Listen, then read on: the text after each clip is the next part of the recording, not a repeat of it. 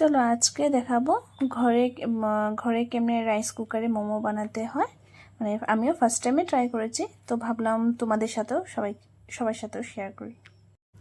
তো ময়দার ডো বানিয়ে নিয়েছিলাম, তো সেটা থেকে ছোট ছোট লিচি কেটে তো সেটাকে এখন আমরা বেলে নিচ্ছি। ছোট ছোট একদম পাতলা পাতলা করে বেলতে হবে।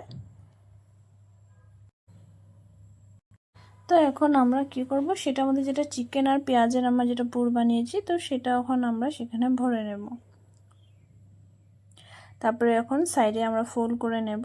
তারপর যেটা এটা একটা নতুন শেপ যেটা বানিয়েছি, এটা হয়ে গেছে। তারপরে যেখানে আমরা মোমো বানাবো সেখানে আমরা তেল মাখিয়ে নিচ্ছি যাতে মোমোটা লেগে না যায়। তো অল্প রিফাইন তেল মেখে নিয়েছি। তখন একটা একটা করে মোমো যেগুলো বানিয়েছি, তো সেটা আমরা এখন এখানে সাজিয়ে দেব। তারপরে আমরা এটা হয়ে গেছে এখন দেওয়া, এখন আমরা এটার উপরে একটু বাটার লাগিয়ে দেব। তো বাটার লাগিয়ে দিলে উপর থেকে একটু টেস্টি লাগে তার জন্য।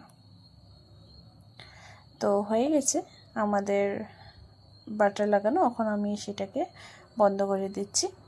এখন আমি সুইচ অন করে দিয়েছি।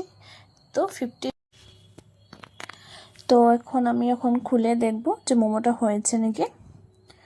আচ্ছা, তো মোমোটা হয়ে গেছে, দেখাই যাচ্ছে। আর স্যুপটা একবার আমরা চেক করে নিই, স্যুপটা হয়েছে নাকি। আচ্ছা ঠিক আছে, তো স্যুপও আমাদের হয়ে গেছে। তো চলো আমরা প্লেটে নিয়ে নিই সাজিয়ে। তো দেখো তখন কীরকম লাগছে। ঠিক আছে, থ্যাংক ইউ।